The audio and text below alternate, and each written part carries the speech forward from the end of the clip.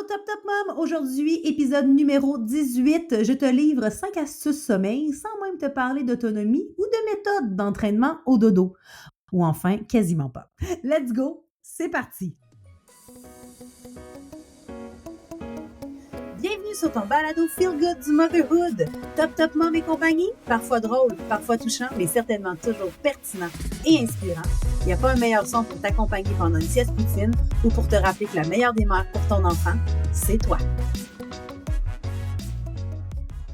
Hello Top Top Mom! Bon, je t'avoue que j'ai un petit mea culpa à faire.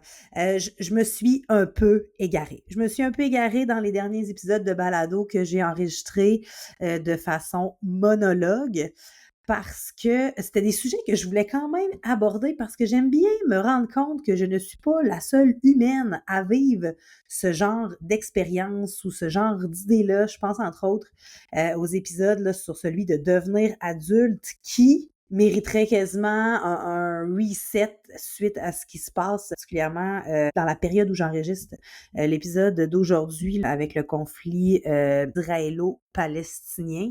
Moi, je pensais que de devenir adulte, ce qui était stressant, c'était l'hypothèque, ta relation conjugale. Et pourtant, j'ai 38 ans et demi. Mon hypothèque, elle se paye mensuellement. Ça va très bien de ce côté-là et je suis célibataire. Fait que j'ai pas vraiment ces problèmes d'adulte qui m'ont bébé loup, Marie-Pierre, tout petite, pensais que c'était ça, devenir adulte. Quand les gens disaient « j'ai pas goût de devenir adulte », je pensais que c'était principalement de ça qu'on parlait, mais force est de constater qu'il y a des affaires qui se passent sur notre planète qui nous indiquent qu'on a d'autres choses à faire ou qu'on devrait faire autre chose que juste de focusser sur notre nombril. Je me sens toujours très impuissante par rapport à cette réalité-là, ne sachant pas ce que moi, Marie-Pierre Villeneuve, je pourrais concrètement faire pour aider cette situation-là. Le but n'est pas non plus de prendre opinion sur le sujet parce qu'il y a des gens qui sont beaucoup plus qualifiés que moi pour le faire, mais la seule opinion que moi j'ai sur le sujet, c'est on peut-tu y aller avec la pro-paix? On peut-tu se laisser tranquilles les uns les autres et arrêter de se disputer pour des enjeux, que ce soit de religion ou de territoire? Mais ça, encore une fois, c'est mon humble avis. Et puis le dating game, ben écoute, vous avez été quand même plusieurs à me répondre qu'effectivement, c'était un peu compliqué en 2024 de trouver des hommes et des femmes qui ont le goût d'entreprendre une relation, que le ghosting effectivement est quelque chose de difficile à vivre pour l'estime de soi, que les red flags sont de plus en plus colorés de rouge vif, comme si l'humain avait aussi optimisé la façon qu'il devait ou pouvait aimer ses défauts. Bref, ce sont des sujets qui me tenaient à cœur, qui me prennent tellement de jus. Fait que merci d'avoir assisté à mon TED Talk qui m'a permis de ventiler un peu, pas encore assez à mon goût. J'aurais tellement de choses à dire sur ces deux sujets-là, mais force est de constater que le balado Top Top Mom et compagnie est d'abord et avant tout le balado de Bedaine Urbaine. Bedaine Urbaine qui se spécialise dans les conseils sommeil pour les parents d'enfants, âgés de 0 à 5 ans. Donc, Karine Bélanger, si tu la connais pas, c'est ma Renée Angelil. Céline n'aurait peut-être pas eu la même carrière s'il n'avait pas su compter sur le support de son René Angelil. Fait que Karine, c'est ma Renée. Karine, avec les gants les plus blancs du monde, m'a dit, tu sais, c'est super intéressant ce que tu fais. Je pense que ça vient chercher une certaine crowd chez Bedaine Urbaine. Cependant, le balado et le balado de Bedaine Urbaine. Fait que ça serait chouette qu'on revienne à l'essentiel. Si toi, ça te tente, Marie-Pierre, de peut-être éventuellement revenir sur le sujet du sommeil. Et ce à quoi j'ai dit, mais bien sûr, Karine, je me suis égarée, but I'm back. Alors, encore une fois, big up à Karine qui sait très bien me gérer avec toute la bienveillance du monde. Et ça, depuis maintenant plusieurs années. Donc, comme je le disais, retour à l'essentiel, Bedaine Urbaine, on va parler du sommeil. Bedaine Urbaine qui, depuis 2012, est surtout reconnue, en fait, puis là je parle de Bedaine Urbaine comme si c'était une entité à part entière. Salut, c'est moi, la fille de Bedaine Urbaine, Marie-Pierre Villeneuve, fondatrice, enchantée. Donc, Bedaine Urbaine qui est surtout reconnue pour l'autonomie du sommeil. Hein, on se mentira pas. À la base, quand j'ai créé Bedaine Urbaine en 2012, l'idée était de mettre sur pied une philosophie de méthodes d'entraînement de dos visant l'autonomie qui seraient différentes des autres approches qu'on avait déjà vues dans le passé et je parle bien entendu du 5-10-15 pour ne pas le nommer, souci nommé la tout dans ton moteur de recherche. Mais bref, tout ça pour dire que quand en 2012, Beden Urbaine a commencé à donner des ateliers un peu partout dans la province de Québec, on parlait beaucoup des méthodes d'entraînement de dos visant l'autonomie de Beden Urbaine. Et puis, ben, comme tout dans la vie, ça évolue, on change d'idée, on a des recherches qui arrivent, qui viennent nous questionner sur effectivement ce qu'on véhicule puis ce qu'on enseigne. Heureusement, avec même mes nouvelles connaissances, que ce soit grâce à Madame Ingrid Bayotte, une excellente, incroyable formation pour les professionnels sur le sujet du sommeil, ou encore grâce à mon certificat en psychologie de l'Université Laval. J'ai réalisé que sans le savoir, avec uniquement la formation de base très complète que j'ai eu la chance d'avoir via l'International Parenting and Health Institute. J'étais très bien alignée avec le développement de l'enfant, les besoins, le sommeil, la théorie, etc. Cependant, grâce à Madame Bayotte, comme je le disais, et mon certificat en psychologie, je suis allée chercher un revers de la médaille que je n'avais pas nécessairement acquis ou du moins compris, saisi dans ma formation de base. Donc, aujourd'hui, Beden Urbaine, oui, on a encore beaucoup de méthodes d'entraînement de dos visant l'autonomie pour les parents qui sont désirés de montrer à leurs enfants comment s'endormir de façon autonome. Bien entendu, on fait encore, ça fait encore partie de notre philosophie et de notre ADN. Cependant, on a aussi un autre chapeau qui des fois est parfois méconnu, parce qu'on parle beaucoup des plans A, plan B, sampleurs alternatives autonomes, mais le chapeau méconnu de Beden Urbaine, c'est qu'en fait, l'idée de base avec l'optimisation du sommeil, c'est justement d'optimiser les habitudes de sommeil. Puis on a, avec le temps, réalisé que c'était pas tous les parents qui voulaient effectivement accompagner leurs enfants vers l'autonomie du sommeil, mais ça voulait pas dire que ces parents-là n'étaient pas autant désireux d'obtenir des conseils pour optimiser le sommeil sans passer par le processus d'autonomie. Donc, la mission Beden Urbaine, oui, on optimise les habitudes de sommeil, on démystifie les mythes de sommeil, mais on outille maintenant les familles pour mieux comprendre le sommeil afin de mieux intervenir. Parce que, je l'ai toujours dit, le meilleur plan de match sommeil, la meilleure façon de se rendre à un objectif, et là j'ai le goût d'ouvrir la parenthèse, on parle du sommeil des enfants, mais on peut parler de tous les objectifs possibles et imaginables qu'on peut se fixer dans une vie. La meilleure façon de l'obtenir, c'est d'être confiant en ton processus, puis d'utiliser des outils ou une façon de faire qui te ressemble, qui convient à tes besoins, puis qui vient combler tes besoins émotionnels, etc., dans la façon de le faire. Là, je suis en train de bégayer parce que ce que je veux dire, en fait, c'est qu'on n'a pas tous la même façon d'atteindre un objectif. Il y en a qui vont vouloir y aller le plus rapidement possible. Il y en a qui c'est le besoin d'intellectualiser le truc pour mieux le mettre en application. Il y a des gens qui veulent absolument rien savoir de la théorie, qui ont besoin d'être rassurés simplement sur leur façon de faire. Bref, Beden Urbaine a compris tout ça avec les années, puis c'est vraiment aujourd'hui partie prenante de notre ADN, de notre mission, de notre philosophie. Donc oui, l'autonomie du sommeil, mais avec le temps, on a aussi le goût de communiquer qu'on est plus que nos méthodes d'entraînement de dos visant l'autonomie. On est beaucoup plus que l'autonomie du sommeil, qui est un outil parmi tant d'autres, qui est jamais obligatoire, je le rappelle, mais qui reste quand même un outil intéressant pour les parents qui veulent l'utiliser. Donc, c'est un peu là que je m'en vais. T'sais, on va parler de sommeil aujourd'hui sans nécessairement parler d'autonomie du sommeil. Puis, j'aime croire aussi que Beden Urbaine, ben, on est dans la nuance. Là. J'avais déjà fait un reel à l'époque sur notre compte Instagram qui s'appelait Nous, on est la Suisse du sommeil. T'sais, en fait, You do you, boo boo pourrait être notre slogan. Là, de le regarder dormir jusqu'à 18 ans ou de vouloir commencer à intégrer les siestes dans le lit pour avoir du temps pour toi, c'est tout oui. C'est tout absolument oui. Il n'y a pas une meilleure façon de faire qu'une autre. Il n'y a pas une réalité qui est plus idéale qu'une autre. L'idée derrière la mission Beden Urbaine, c'est le bonheur familial. Mais encore là, il y a plein de façons d'y arriver au bonheur familial. Il y a plein de définitions au bonheur familial. J'ai le goût de dire, il y a autant de définitions du bonheur familial qu'il y a de familles sur Terre.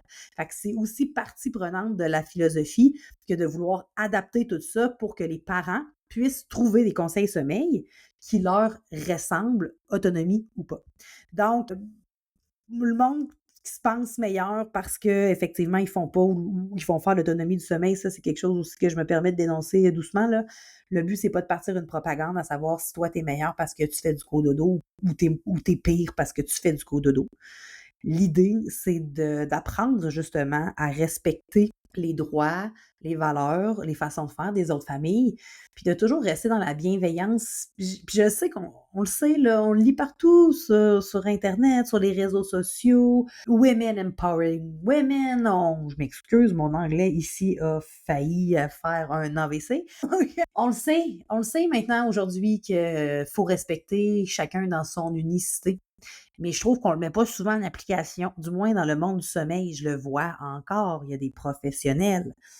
Puis c'est eux autres, honnêtement, qui me buzzent le plus, c'est les professionnels qui ont des grandes communautés, qui se permettent d'avoir des propos très peu nuancés, qui font culpabiliser les autres mamans, la culpabilité qu'on essaye de défaire avec des entreprises, des communautés comme Ça va maman, pour ne nommer que Jessica, et Docteur Laurie Zéphir, qui font un travail extraordinaire pour dire non à la culpabilité. Bref, je pense que dans mon discours, j'aimerais qu'on comprenne aussi que t'es pas une meilleure mère parce que tu t'oublies l'instant d'être une maman.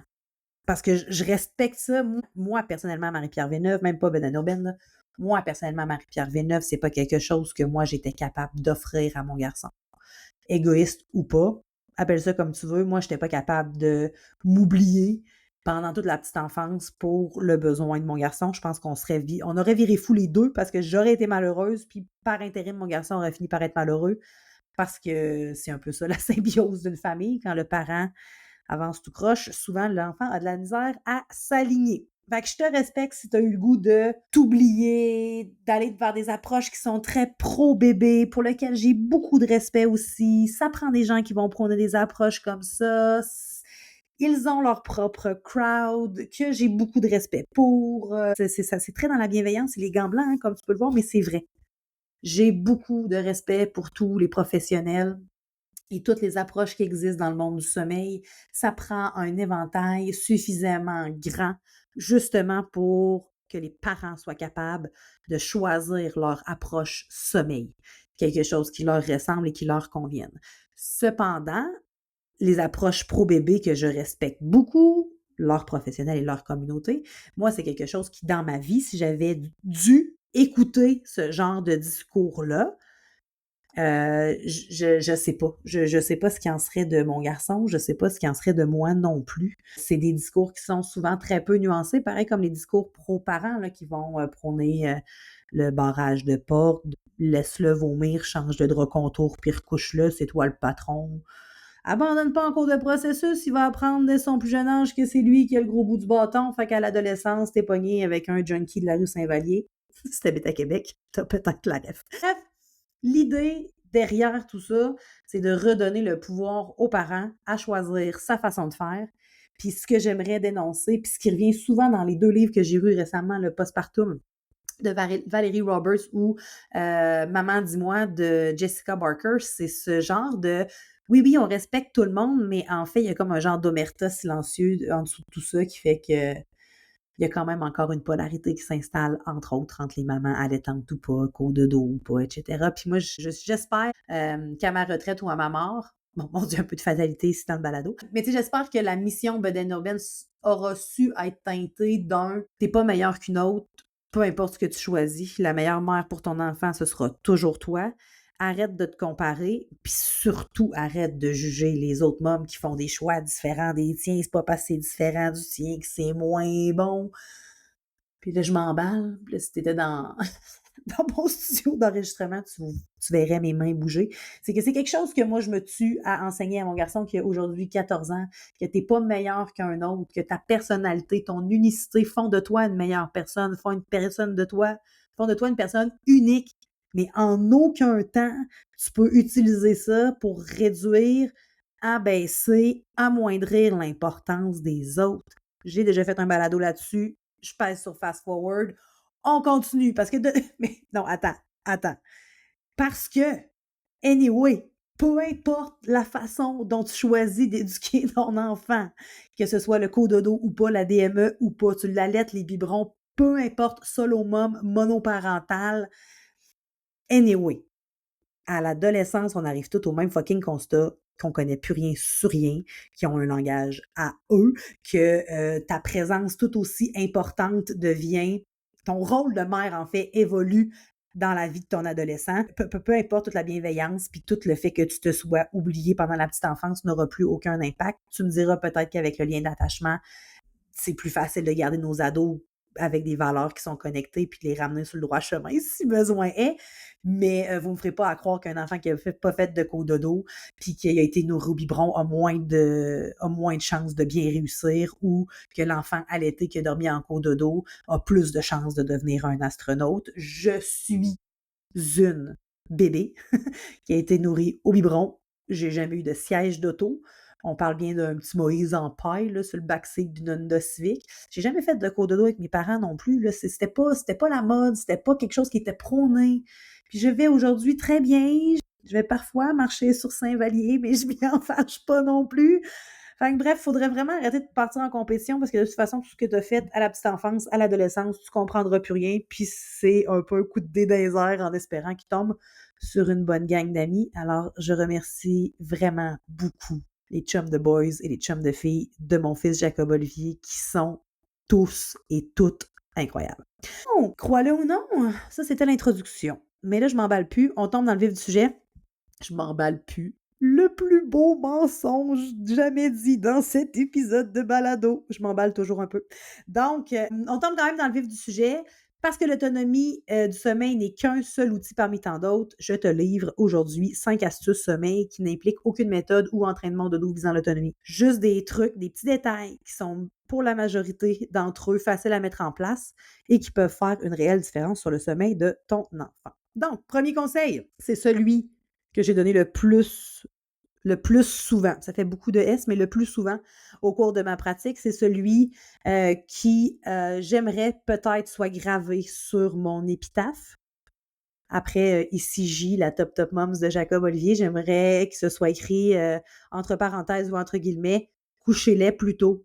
C'est le conseil, honnêtement, que j'ai donné le plus souvent possible. Et je sais qu'il y a un courant sur Internet qui dit « Oui, mais là, si vous voulez coucher trop tôt, il n'y a pas assez de pression au sommeil. Je sais pas pourquoi j'ai pris ce ton-là. » On dirait que je veux ridiculiser l'énoncé.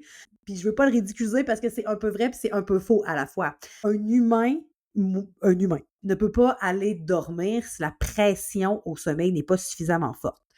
Un wrap-up très rapide de théorie sur le sommeil. Quand on parle de pression au sommeil, il faut comprendre que l'éveil et le sommeil coexistent ensemble. C'est un processus d'équilibre. Et là, si tu veux jouer au Scrabble, on appelle ça l'homéostasie. C'est un processus d'équilibre. Donc, dès le réveil le matin, il y a une certaine pression au sommeil qui s'accumule. Quand la pression est trop grande, ton cerveau, il fait un genre de shutdown, ce qui fait qu'il y a des gens qui vont s'endormir, par exemple, au volant quand ils sont dans des cas d'extrême fatigue.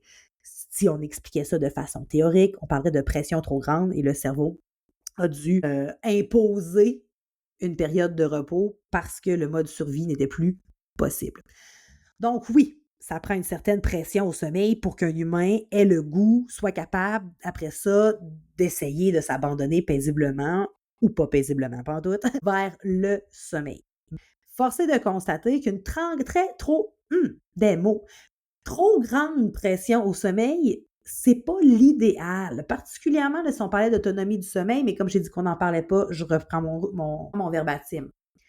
Quand la pression au sommeil est très forte pour un enfant qu'on va mettre dans des conditions idéales d'endormissement, c'est-à-dire un environnement propice au sommeil qui réunit les composantes de la continuité sensorielle transnatale, mouvement, chaleur, proximité, succion.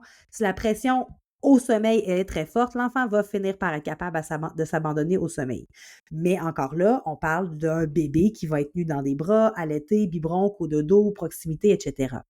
Mais si on veut favoriser le sommeil d'un humain, d'attendre qu'il soit trop fatigué pour l'aider, l'accompagner à s'abandonner vers le sommeil, c'est souvent pas gagnant. Je pense, entre autres, aux top moms qui m'écoutent en ce moment et qui sont l'heureuse et comblée maman d'un enfant en mode terrific 2. Je veux dire, si tu attends trop tard pour le coucher, les émotions sont très difficiles à vivre. La séparation, qui est le mode nuit, devient impossible à gérer. On va augmenter ce qu'on appelle la latence au sommeil. Donc, la latence au sommeil, c'est le temps d'endormissement parce que là, tout d'un coup, je veux connaître absolument le fonctionnement exact du corps humain. J'en ai souvent fait la blague. Tous les enfants trop fatigués, arrivent à l'heure du dodo, deviennent des philosophes déshydratés. Ils veulent absolument tout connaître sur tous les sujets et ils ont soudainement très soif.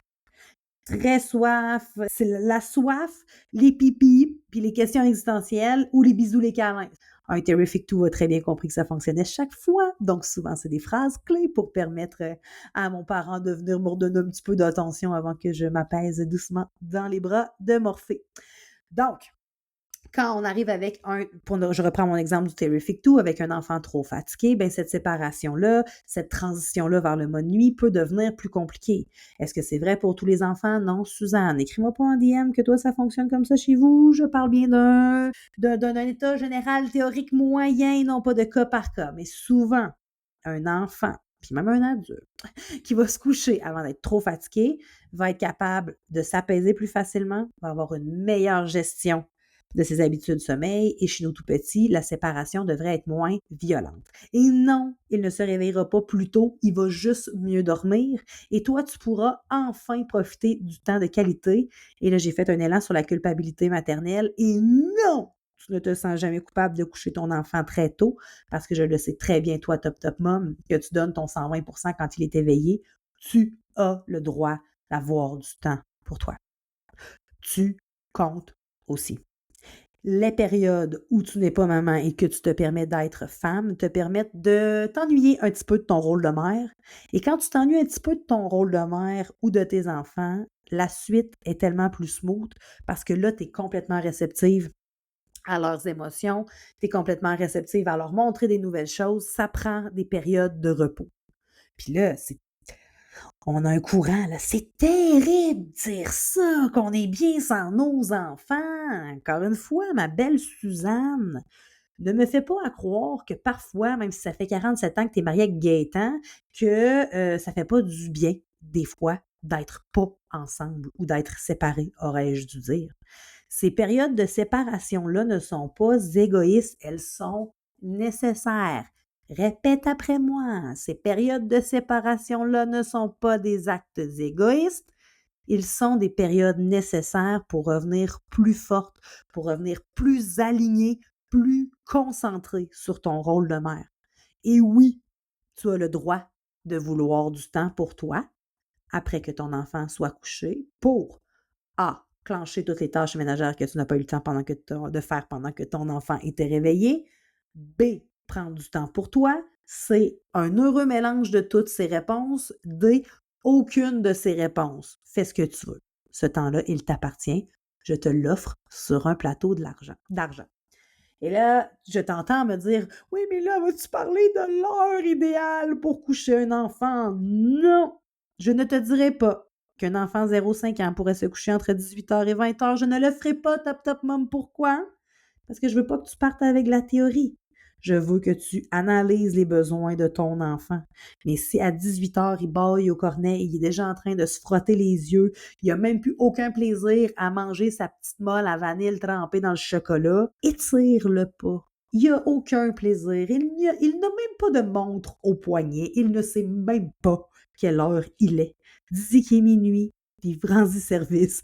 Va le coucher. Deuxième truc, finir de faire du cododo, terminer du cododo, de dire de remettre l'enfant dans son lit, dans sa bassinette, ou même faire du cododo. Parce que le cododo, deux appellations, chambre partagée, l'enfant dans la chambre, mais dans son lit. Cododo en lit partagé, l'enfant dans le lit conjugal qui devient temporairement le lit familial. Donc, de commencer ou de terminer de faire du cododo fait de façon sécuritaire.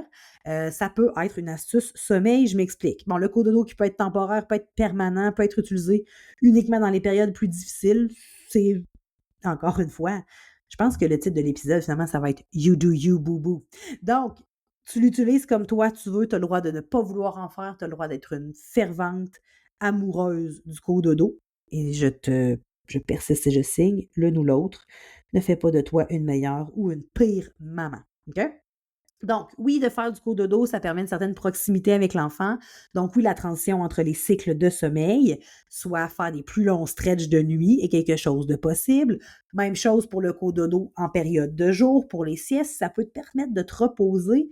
Pourquoi pas? On est loin de l'autonomie du sommeil, là, s'il n'y a pas un sommeil plus accompagné que le cododo. Mais encore là, toi, si c'est quelque chose qui te tente, qui t'appelle, qui te ressemble, go for it. Puis tu pourrais faire du cododo le jour, et pas vouloir en faire la nuit, et tu pourrais aussi vouloir en faire que la nuit et avoir du temps pour toi le jour. C'est aussi faux de penser que les habitudes de sommeil doivent toujours être les mêmes du début jusqu'à la fin de la journée et de la naissance jusqu'à l'entrée à la maternelle. Il est toujours possible de modifier des habitudes de sommeil. Encore là, ça te prend le bon plan de match, les bonnes raisons, puis des objectifs qui sont réalistes en fonction du tempérament et de l'âge de ton enfant, mais tout est possible. Ça, ce sera un autre beau titre pour l'épisode. Tout est possible quand on parle de sommeil. Bon, bien entendu, là, tant que ça reste sécuritaire. Donc, c'est possible aussi que le cododo ne fonctionne pas du tout. Des fois, quand on essaie de commencer à faire du cododo vers 8-10 mois, on stimule l'enfant plus que d'autres choses parce qu'il n'a pas nécessairement été habitué à faire du cododo. Mais encore là, si tu voulais commencer à faire du cododo dans ces âges charnières-là, ben, il n'y aura aucun souci. Il faudrait juste le pratiquer à dormir en cododo. Bien entendu, le cododo qui doit toujours être fait de façon sécuritaire. Bien entendu, je le sais, Santé Canada ne recommande pas le cododo, même fait de façon sécuritaire parce que le rôle de Santé Canada est de protéger nos enfants. Il y a encore des parents qui, aujourd'hui, pourraient pratiquer le cododo de façon très dangereuse. La majorité des accidents qui se sont produits en cododo, c'est du cododo qui a été fait justement de façon insécuritaire, non sécuritaire, du cododo fait de façon dangereuse. Il y a souvent des couvertures involved, il y a des coussins, il y a une position, il y a de la prise de médicaments. Bref, il y a plein d'impondérables qui expliquent souvent les accidents en cododo et ce n'est pas le cododo lui-même. Et là, oui, de faire du cododo peut être une astuce sommeil, mais de terminer, de mettre fin au cododo, c'est aussi quelque chose qui peut favoriser le sommeil. C'est niaiseux, mais c'est vrai. Tu sais, quand on est plus confortable en cododo, que l'enfant se réveille juste pour faire des spot checks puis se rendort aussitôt, qu'il dort avec le sein dans la bouche puis toi, tu n'es plus capable de bouger. Au niveau de la sécurité aussi, tu sais, à un moment donné, on a des setups, mon Dieu, des façons de dormir, là, tu sais, le lit, des environnements de sommeil qui sont plus sécuritaires qu'un autre. Puis, c'est un enfant qui devient mobile, mais qui n'est pas nécessairement conscient du danger et qui, à tout moment, pourrait se tirer en bas du lit pour X, Y, Z raison, ben, c'est possible. Ou encore, je veux dire, rouler en bas du lit, là, sans nécessairement que ce soit volontaire. Mais des fois, c'est pour des raisons de sécurité aussi qu'on va mettre fin au cododo. Puis, ça peut être effectivement un deuil que de dire: «Aïe aïe, tu sais, le cododo, mon enfant est devenu autonome». C'est correct, tu sais, je veux dire, il faut que tu le vives, ce deuil-là. Je t'en parle parce que je l'ai vécu avec mon garçon Jacob Olivier qui, à un moment donné, dit: «Hey, s'il fallait que mes amis sachent qu'on dorme ensemble, ça sera un peu zigoto» et depuis ce temps-là, je n'ai plus jamais redormi avec mon garçon, même que j'ai de la difficulté à négocier des nuits dans des nuitées d'hôtel quand il y a juste un lit. Mais ça, il sait très bien. La réponse est toujours: «Tu peux dormir à terre, mais moi, ça ne me dérange pas de dormir avec toi». Donc, le cododo, le faire ou encore mettre fin au cododo, c'est des trucs sommeil qui peuvent favoriser le sommeil de la fratrie avec les bons outils, la bonne façon de faire, qui ne sont pas nécessairement reliés au processus d'autonomie du sommeil. Le troisième truc que je vais te parler aujourd'hui, ça se peut qu'il te fasse friser un petit peu les oreilles. Pas parce que c'est dangereux, pas parce que c'est ésotérique, là. C'est juste que je le sais pertinemment que souvent on met beaucoup d'efforts en tant que parent à couper des boires de nuit pour essayer de se réveiller le moins souvent possible la nuit. Et là, mon troisième conseil, ben, c'est que des fois, d'ajouter des boires de nuit fait partie de la solution sommeil. What? Tu sais, quand tu essaies de couper des boires de nuit, puis que tu passes 1 heure et demie à apaiser ton bébé, l'endormir dans tes bras, tenter de le déposer, qu'il se réveille à nouveau. Ou encore, tu le berces pendant 1 heure et demie et il ne cligne pas des yeux parce qu'il est très occupé à te regarder dans le blanc des yeux. Ou encore, tu passes 1 heure et demie avec un bébé qui est en crise avant de d'être capable de se réorganiser à nouveau et de se réabandonner vers le sommeil, ben ça crée un manque de sommeil qui s'accumule, veut pas, au bout de plusieurs nuits avec des longues périodes d'éveil nocturne. Le manque de sommeil finit par s'installer et là, c'est là que souvent l'hémorragie sommeil s'installe. Donc, parfois, quand les périodes d'éveil sont très longues, qu'on n'a pas nécessairement de moyens pour apaiser notre enfant, ben, il faut se rappeler que la succion au sein, au biberon, permet la sécrétion d'endorphines, donc permet un réendormissement plus rapide. En se rendormant plus rapidement, on peut estomper ainsi le manque de sommeil qui s'est accumulé. On vient reprogrammer l'horloge interne pour éviter les périodes d'éveil pendant la nuit. Et c'est comme ça qu'on peut idéalement éliminer le manque de sommeil qui s'est accumulé en essayant de couper des boires de nuit. C'est possible que tu aies coupé des boires de nuit, que ça ait très bien été pendant 2 semaines, 3 semaines, 1 mois et demi, et qu'on doive ou qu'on essaye de rajouter des boires de nuit pour éliminer ces grandes périodes d'éveil nocturne. Faut pas se taper sa tête. C'est pas parce qu'un enfant ne boit plus la nuit qu'il ne reboira plus jamais la nuit. J'ai failli faire une faute syntaxique, là. Excusez-moi, j'avais pas le bon temps de verbe. Donc, ajouter des boires de nuit fait aussi partie des solutions sommeil qui peuvent améliorer le sommeil de la famille, et ce, sans l'autonomie du sommeil.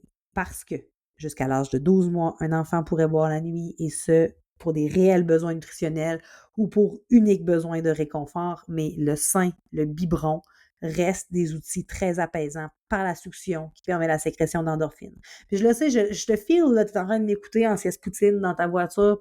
Ben là, c'est sûr que c'est facile à dire, assis derrière son micro, d'ajouter des boires de nuit, nous qui a mis tellement d'efforts pour éliminer ces réveils-là.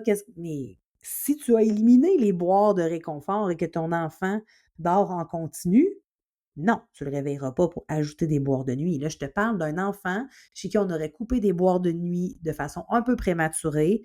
On se ramasse avec des très longs éveils nocturnes. Ben, pour raccourcir ces éveils nocturnes-là, de rajouter des boires de nuit peut être une option. Parce que se lever la nuit, allaiter, nourrir au biberon, redéposer rapidement, se lever la nuit, prendre 1 heure et demie pour tenter de réconforter, rendormir, redéposer notre enfant, le 15-20 minutes, une demi-heure que tu vas prendre pour le nourrir et le redéposer, si, comme on dit en bon québécois, fly pour un stretch. Ça veut dire que là, après ce boire-là, va être capable de dormir de façon plus apaisée, et plus en continu. Ben, c'est vraiment gagnant. Fait que, tu sais, des fois, on a tendance à penser qu'on recule à réintégrer des boires de nuit, et pourtant, c'est juste se faire preuve de flexibilité et de continuer d'avancer selon les besoins de notre enfant. Quatrième conseil qui ne vise pas l'autonomie du sommeil, toujours, on parle aujourd'hui des siestes poutine. Est-ce que je pourrais avoir un hurrah pour la poutine? Donc, sieste poutine, concept très bedaine urbanisé. Sieste poutine, en fait, les siestes poutines sont à l'entraînement au dodo, ce que la vraie poutine est à l'entraînement physique. Ça prend de la poutine dans un régime alimentaire pour que ce soit dans un processus de remise en forme ou de perte de poids. Pourquoi?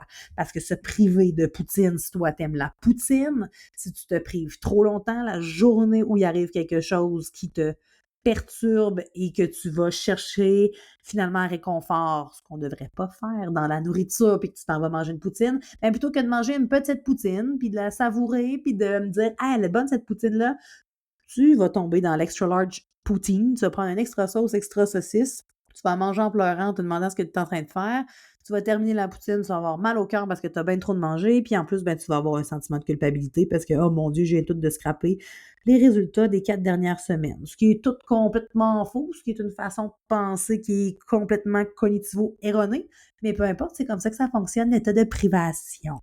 Puis quand je parle d'état de privation des siestes poutines, c'est les parents qui vont s'encabaner à la maison, pensant que les saines habitudes de sommeil sont plus facilement gérables quand la routine, elle est toujours très stable, et qui, après un certain nombre de semaines, vont vouloir recommencer à sortir. L'enfant ne dort plus nulle part sauf dans son lit, ce qui semble être un beau problème, top, top mom, mais pour l'avoir vécu, c'est quand même un problème.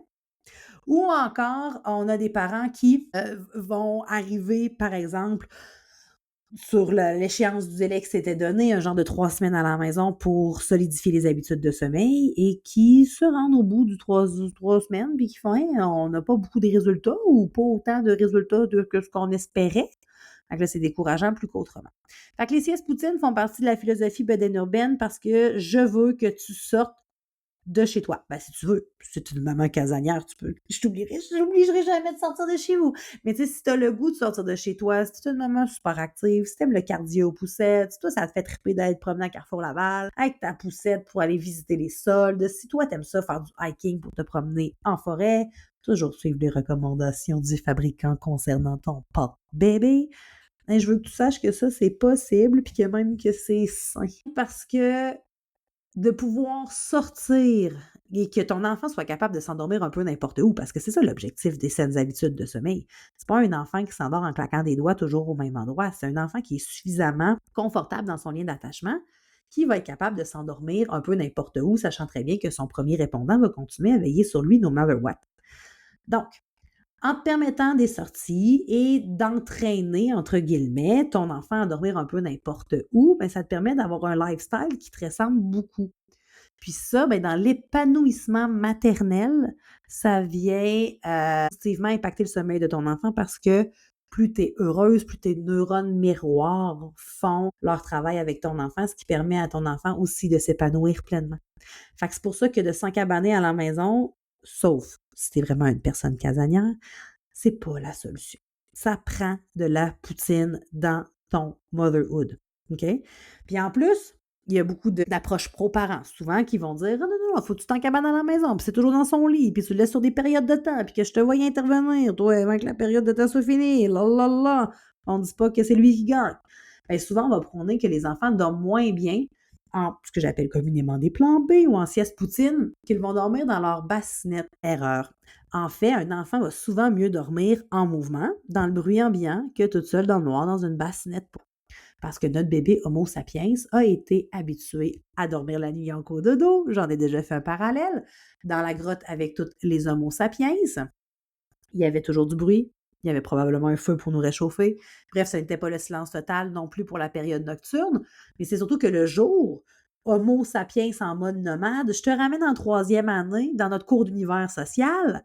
Ben, t'es peut-être pas encore rendu là, mais moi je l'ai faite avec Jacob Olivier. Madame Catherine, ma sœur, l'enseigne à chaque année. Parce que oui, Madame Catherine, ma sœur, elle a stoppé en 3e année. Madame Catherine est devenue enseignante puis elle est plus capable de passer en 4e année, mais je peux vous dire que l'histoire des peuples autochtones, elle connaît ça sur le bout de ses doigts. Donc, le mode nomade, c'est ceux qui ne sont pas sédentaires. Donc, le mode nomade, je me promène avec mon canoë, j'ai mon bébé dans mon rebosso, puis je me promène. Fait que les enfants vont souvent mieux dormir en mouvement. Et c'est aussi vrai que quand le mouvement s'arrête, bien, le bébé Homo sapiens, souvent, ou le petit pouls d'Amérique, là, je ne me sais plus c'est quelle psychoéducatrice qui utilise ça, mais je pense que c'est Sarah Ahmed, mais en tout cas, je trouvais ça bien cute.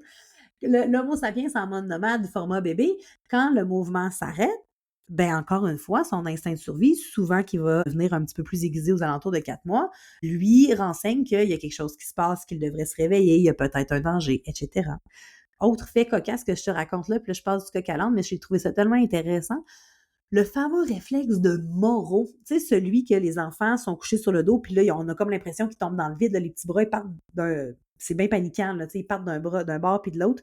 C'est souvent relié à un bruit soudain. Ben, sache que le fameux réflexe de Moro, réflexe de survie ou réflexe adaptatif, là, je me souviens plus exactement, il fait partie de quelle catégorie, mais le réflexe de Moro, en fait, aurait programmé chez l'être humain, en fait, pour que quand il y a un bruit soudain, que l'Homo sapiens, en mode nomade, format bébé, soit capable de s'agripper à sa maman, Homo sapiens.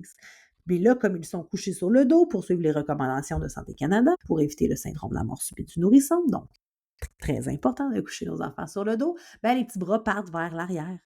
Alors pourquoi les enfants en 1980 n'avaient pas de troubles de sommeil? Ben entre autres parce qu'on dormait tous sur le ventre. Fait que le réflexe de Moro n'était pas un enjeu. Mes bras ne peuvent pas partir par en arrière, ils sont déjà en extrême en hyperextension. Fait que ça, c'est mon petit fait cocasse de la journée pour que tu puisses parler de ça avec tes amis. Savais-tu le réflexe de Moro? Donc, les 16 poutines, c'est non seulement favorable si on écoute le développement humain, mais c'est bon aussi pour ton bébé, mais c'est bon aussi pour ta santé mentale de sortir de chez toi, de t'offrir des périodes de flexibilité. Puis c'est possible effectivement qu'il soit trop curieux, là, mais encore là, de dormir ce qu'on appelle en plan B, C'est quelque chose qui s'apprend. Donc là, je vais parler chinois, mais si tu as déjà lu le Top Top Book, tu vas comprendre ce que je veux dire. Puis là, je vais te parler de la polyvalence des plans B. Ce qui devient prenant avec les siestes poutines, c'est de toujours manger la même poutine. Donc, quand il y a juste les siestes en poussette, par exemple, qui vont fonctionner, ou il y a juste les siestes en porte-bébé qui vont fonctionner. Mais pour être capable d'aller chercher une certaine polyvalence des plans B, ben, tu pourrais, par exemple, dire que ton plan B.1, c'est la poussette de 15 minutes.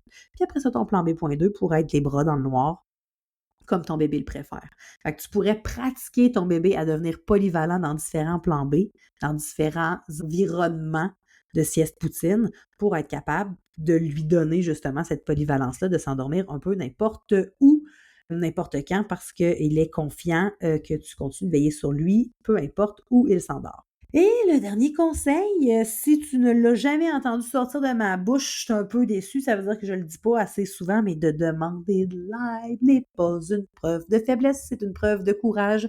C'est aussi quelque chose que j'aimerais qu'on se répète tout le monde ensemble. Demander de l'aide n'est pas une preuve de faiblesse, c'est une preuve de courage. Les gens qui, par exemple, font des dépressions, c'est pas des gens qui sont faibles, c'est des gens qui ont voulu être trop forts trop longtemps. Et que là, à un moment donné, arrive l'inévitable, ils tombent et là, c'est plus long à se relever. Mais de demander de l'aide dans la maternité, c'est pareil comme de respecter les idéologies de chacune d'entre nous.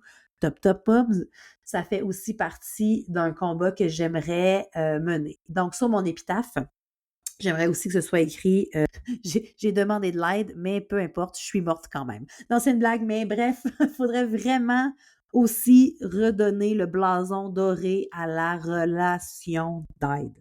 Et la relation d'aide, j'entends professionnel de la santé, j'entends organisme, j'entends professionnel en périnatalité, j'entends ta tribu, mais encore là, ta tribu, ça doit être les membres de ta tribu qui sont le plus bienveillants possible. Si t'invites toujours Suzanne à venir chez vous, qui passe son temps à commenter sur le ménage de ta maison, le fait qu'il est toujours au sein, que tu l'as encore d'un bras, ce n'est pas de l'aide, c'est de la torture.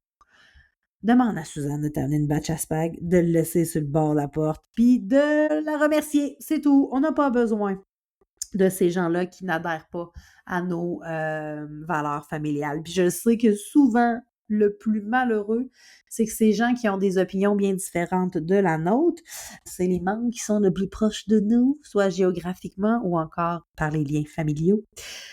C'est difficile de dire à quelqu'un avec qui on a un lien, merci de ton opinion, mais moi, c'est pas quelque chose qui me ressemble, mais on peut continuer à se voir, mais c'est ça, j'aimerais ça qu'on arrête d'en parler. Ce serait tellement plus simple si les communications humaines pouvaient être ainsi, cependant, se faire prendre en défaut, particulièrement quand on est un peu susceptible, ça peut faire mal, ça peut blesser, mais tu sais, tu as le droit de le dire, puis même si l'autre personne interprète ce que tu dis de façon à ce que ça la blesse, tu as le droit de t'exprimer. Puis tu sais, moi, je sais que quand tu vas le faire, tu vas prendre les mots les plus doux possibles, avec le plus de bienveillance possible, parce que même Suzanne a le droit à son opinion! Fait qu'elle aussi, il faut la respecter, mais t'es pas obligé de la suivre non plus. Puis de demander de l'aide, ben ça fait que tu pourrais être moins en mode survie, parce que le mode survie maternelle doit être une période temporaire. Période temporaire reliée à une poussée dentaire, gastro, pied, main, bouche, as-tu bon shit? Mais ça doit être temporaire. Tu peux pas passer la première année à fixer le noir, à être dans la chambre de ton enfant, à bercer, à avoir une entorse cervicale, à avoir des tendinites, à faire des mastites. Il y a un bout de la maternité qui est vraiment pas très jojo, j'en conviens, comme il y a des bouts qui sont pas très jojo dans nos relations amoureuses, dans nos relations amicales, dans nos relations familiales. Les up and down sont nécessaires. De toute façon, si c'était tout le temps licorne arc-en-ciel, on finirait par se tanner, ça nous prend un peu de challenge dans la vie. Donc, le mode survie qui s'installe, particulièrement dans la première année de la vie d'une maman, ne peut pas être quelque chose de permanent. Parce que le mode survie, en fait, particulièrement quand on parle de sommeil, mais on pourrait faire un parallèle avec l'alimentation aussi, là, pour être une survivante de troubles alimentaires. Cerveau vient fou. L'humain n'est pas fait pour vivre en mode survie. Il est fait pour réagir très rapidement en mode survie. Il est fait pour temporairement avoir une montée d'adrénaline puis être capable de partir à courir suffisamment vite pour fuir le lynx ou le mammouth. Mais là, on n'est pas là. On n'est plus là. Puis tu sais, le mode survie, c'est un peu comme si c'était sur le sprint tout le long d'un marathon. Ça prend des nerfs d'acier en motadine. Puis tu sais, je veux dire, je ne connais absolument rien à la vie des marathoniens parce que ce n'est pas un objectif de vie que je tiens à acquérir. J'ai beaucoup de respect, encore une fois, pour les gens qui ont la force mentale et physique de courir 42 km. J'en cours 5 puis je suis écœurée. Et oui, je suis coach d'un club de course, mais c'est ça. Nous, on est dans le plaisir et l'allégresse des courtes distances avec enduro. Merci, grand club de course. Et ça me fait plaisir de passer un petit message publicitaire dans ce balado-là. Je suis certaine que les gens qui font des ultramarathons, des marathons, il ne doit pas en avoir beaucoup qui sont sur le sprint. Puis, s'ils courent plus vite que nous, humains moyens, ben c'est pas nécessairement qu'ils courent sur le sprint. C'est qu'ils courent plus vite parce qu'ils sont plus en forme, plus habitués, ils ont plus de pratique. Mais le mode survie doit être un mode de ta maternité qui est temporaire, qui est nécessaire par moment, mais tu dois apprendre à demander de l'aide quand la chaudière déborde. Parce que souvent, quand la chaudière déborde trop longtemps, la chaudière fend. Et quand la chaudière fend, tout le monde est noyé. C'est une très belle analogie que je viens d'inventer, mais c'est vrai. Quand il y a trop de pression dans ta chaudière, la chaudière va craquer. Et puis là, plutôt que de déverser doucement le contenu de ta chaudière sur les gens qui t'entourent, ben tout le monde va être noyé par tes propos. Tu vas finir par dire n'importe quoi sur n'importe qui, sur n'importe quel sujet. Tes émotions sont à fleur de peau, ton niveau de patience est devenu inexistant. Toi, tu ne mérites pas ça et ta famille non plus. Donc, de demander de l'aide, ça peut alléger ta charge mentale et t'aider à maintenir un niveau adéquat d'eau dans ta chaudière. Là, je m'excuse s'il y a des mamans d'Europe qui nous écoutent. Une chaudière, ici au Québec, c'est un seau. Une chaudière, ce n'est pas une chaudière de foyer, c'est vraiment une chaudière, un seau d'eau comme on prend pour faire des châteaux de sable. Parce que demander de l'aide, c'est important, parce que être épuisé n'est pas un concours de performance non plus. Ce genre de je suis plus fatiguée que toi, donc je me donne plus à mes enfants, donc par définition, je suis une meilleure mère que toi. Ça peut être une façon de voir ta maternité, mais moi, j'aime mieux être une humaine réceptive, forte, équilibrée, qui me respecte, qui enseigne aussi ces fameuses limites-là à ton enfant, de dire je t'aime de façon inconditionnelle, mais là, en ce moment, je suis en train de prendre du temps pour moi. J'ai le droit d'aller à la salle de bain, de fermer la porte. Puis je le sais que si je ferme la porte, ça va te contrarier, que tu vas te mettre en arrière, qu'il va y avoir une crise de bacon, que tu comprendras pas. Mais ce à quoi, après être sorti de la salle de bain, je vais te mettre à ta hauteur, je vais t'expliquer que c'est mon moment d'intimité, que je suis désolée de te faire de te créer ces émotions-là, que je t'aime encore, mais que j'ai le droit. J'ai le droit d'être moi, j'ai le droit d'être moi avant d'être ta mère, puis de te donner cette permission-là d'être toi avant d'être leur maman, c'est un game changer. Parce qu'on le dit en entrée de jeu, s'ennuyer de ses enfants peut être quelque chose de très bénéfique. Je te dis pas qu'il faut, je te dis pas que tu es obligé, je te dis pas que parce que tu es toujours avec tes enfants, tu es une moins bonne mère parce que tu prends pas du temps pour toi, là. Toujours dans la nuance, toujours dans toi, tu choisis ta maternité, je respecte ça, je respecte la mienne. Mais mon expérience du motherhood, je sais, en tout cas du moins, ce que moi j'ai personnellement vécu, Marie-Pierre Villeneuve, c'est même pas Beden Urbaine, mais moi, Marie-Pierre Villeneuve, ce que j'ai vécu avec mon garçon, c'est que j'avais besoin, moi j'étais mère monoparentale depuis que Jacob Olivier a 2 ans, j'avais besoin parfois à 25 ans de sortir avec mes amis le vendredi soir, puis de revenir chercher Jacob Olivier le samedi à 4 heures. Puis c'est correct. Puis on était aussi contents de se voir que si on avait passé un vendredi ensemble. Ça faisait juste que le samedi soir, j'étais plus réceptive à répondre à ses besoins, j'étais plus réceptive à écouter une centième fois le film le Lorax ou Flash McQueen. Ça fait que j'étais plus réceptive à lui cuisiner des pâtes au beurre pour son bonheur. Donc bref, c'est ça. L'idée avec le sommeil, c'est que c'est pas un quick fix, c'est pas des méthodes, c'est pas... Ben, ça peut être ça. J'ai plein de respect pour les approches qui sont comme ça aussi. Mais l'idée avec le sommeil, c'est de comprendre que c'est une période de séparation. au cours duquel ton enfant doit apprendre à s'abandonner paisiblement pour induire le sommeil et qu'il puisse avoir cette facilité-là à induire le sommeil de façon autonome ou pas. Il y a certaines conditions d'environnement émotives qui doivent être répondues. Et si toi, tu as besoin d'un pas de recul pour être capable de lui offrir cette sécurité-là, pour être capable d'être réceptive à ses besoins au moment de l'endormissement pendant la nuit, je veux que tu saches une chose, tu n'es pas égoïste, tu es humaine. Que tout ce qu'on aime, que ce soit des sushis, ton conjoint, ta conjointe, partir en voyage, on est toujours content de revenir chez nous. Donc, c'est un peu le même principe avec nos enfants, des fois, de se décoller de l'arbre pour voir un peu la forêt. Ça peut nous permettre de revenir encore plus près de l'arbre et plus amoureuse de l'arbre. Bon, c'est fini les analogies, là. Je vais arrêter de me prendre pour Fred Pellerin, Seigneur, que je ne suis vraiment pas. Fait que c'était ça, les 5 outils sommeil, et on n'a pas parlé de méthode d'entraînement dodo visant l'autonomie.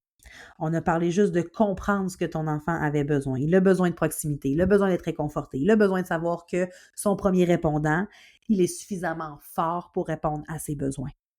Puis là, je suis pas en train de te dire « Oh mon Dieu, je pense... » Non, c'est pas ça. C'est qu'il y a des trucs à aller chercher, il y a des outils, il y a des professionnels, il y a des ressources gratuites payantes.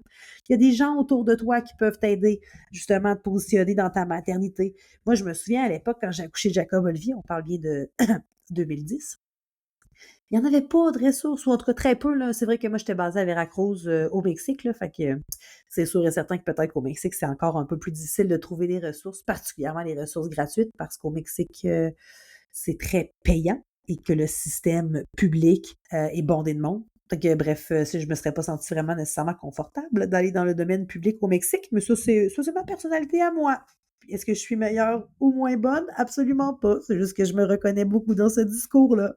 Ça n'a pas rapport, mais je me permets une aparté, parce qu'on parle du système public.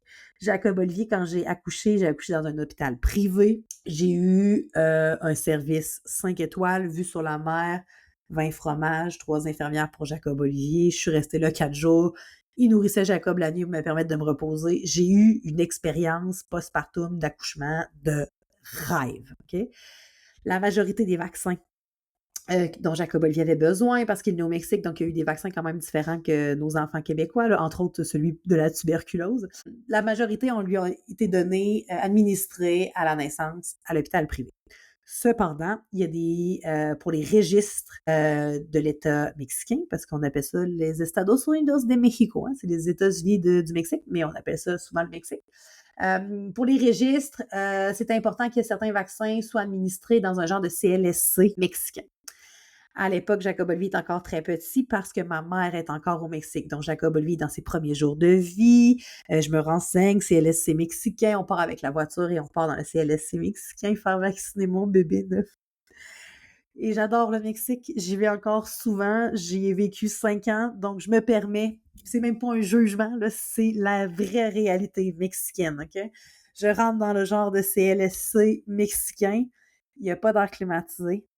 Il fait chaud. Les ventilateurs au plafond sont aussi rouillés que le remorqueur dans Flash McQueen. Ma terre, écoute, ça fait aucun sens. Des petites chaises blanches. Il manque des tuiles sur le plancher. C'est aberrant, là. Les conditions, honnêtement, c'était vraiment le domaine public du Mexique qui manque d'amour, OK? Mais là, c'est pas ça. C'est que je m'installe là, je suis avec ma mère. Nous, on est des Canadiennes, là, tu sais, le CLSC, Spaghetti Pen, tu peux manger à terre, là. Là, on est vraiment dans une autre réalité et je sais pas si tu sais, mais probablement que tu n'as jamais entendu parler de la ville de Veracruz au Mexique parce que c'est pas une ville très touristique comme peut l'être Cancun ou encore Los Cabos. Donc, non seulement l'environnement est déstabilisant, mais je suis la seule personne avec la peau blanche et les yeux bleus de toutes les gens qui attendent dans la salle d'attente. Là, j'ai vécu un peu j'aime pas ça dire du racisme inversé. Je me suis je veux pas, j'aurais pas dû dire ce mot-là. En tout cas, peu importe. Je me suis sentie observée. Est-ce que c'est du racisme ou pas? Peu importe. Donc, je m'installe là avec ma mère et on attend notre tour. Mais là, c'est pas ça. C'est là que c'est drôle. C'est qu'on est assis et là, à un moment donné, ma mère a fait pang avec son pied. Je fais, maman, ça va? Elle dit, je pense que j'ai d'écraser une coquerelle. J'ai mon bébé neuf. Je suis entourée de Mexicains. Il fait 45 degrés. Les ventilateurs donnent aucun vent possible. Et ma mère vient d'écraser une coquerelle sur le plancher du CLSC. Fait que là, on se regarde, on fait comme on n'a pas le choix, tu sais, les vaccins, en tout cas.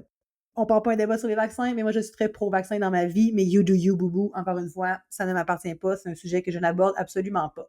Mais moi, je veux que Jacob Olivier ait ses vaccins. Et là, on rentre dans le bureau de l'infirmière. Bon, je donne son petit carnet de naissance. Bref, parle, jase. Et là, Jacob Olivier reçoit justement de mémoire, c'est sur son bras gauche, un vaccin de la tuberculose. Et on m'annonce que c'est possible que ça fasse une petite cloche d'eau. Et puis, j'ai dit de l'eau. Là, s'il y a une infirmière qui m'écoute, elle va dire c'est pas ça, pas en tout. En tout cas, ça laisse une petite marque sur le bras gauche de mon enfant, justement parce que dans le domaine hospitalier, quand tu arrives aux urgences au Mexique, ils veulent savoir si tu as été vacciné ou pas contre la tuberculose. Fait que c'est comme une marque, moi j'appelle ça marque de Mexicain, qu'il a sur le bras gauche encore aujourd'hui. Mais là, moi, j'apprends ça. Mon bébé, il y a quelques jours, c'est mon bébé neuf, c'est mon bibelot d'amour. Fait que là, moi, je regarde l'infirmière dans les yeux, puis là, je dis, mais il n'y a pas moyen de faire cette marque-là, mettons, dans l'intérieur cuisse. Non, madame, il n'y a pas moyen de faire cette marque-là dans l'intérieur cuisse. Je sais pas de Yous tu viens, toi, fille blanche avec les yeux bleus, mais on vaccine pas des bébés dans l'intérieur cuisse. Mais non, elle m'a regardé avec beaucoup de jugement et d'empathie aussi. Je pense qu'elle comprenait pas vraiment ce que je venais faire là, en tout cas, peu importe. C'est mon histoire de vaccin à la mexicaine. Je me souviens même plus pourquoi je racontais ça, mais je la trouve tellement drôle, cette histoire-là de moi de « Oui, mais on pourrait le vacciner à l'intérieur cuisse, là, tu sais, comme si je savais de quoi je parlais, alors que j'avais aucune idée de quoi je parlais. » C'était une conclusion un peu rocambolesque, comme dirait Jacob Olivier, en aucun lien avec l'épisode d'aujourd'hui, mais la seule chose que je veux qu'on se souvienne de l'épisode d'aujourd'hui, c'est il y a des solutions sommeil autres que l'autonomie du sommeil. Que de comprendre le sommeil de ton enfant va t'aider à établir un plan de match qui vous ressemble pour établir des saines habitudes qui conviennent à ta famille. Il y a autant d'habitudes de sommeil qu'il y a de familles sur la Terre et c'est à toi, avec peut-être l'aide de la fille de Bedaine Urbaine, de trouver le meilleur plan de match pour ta famille.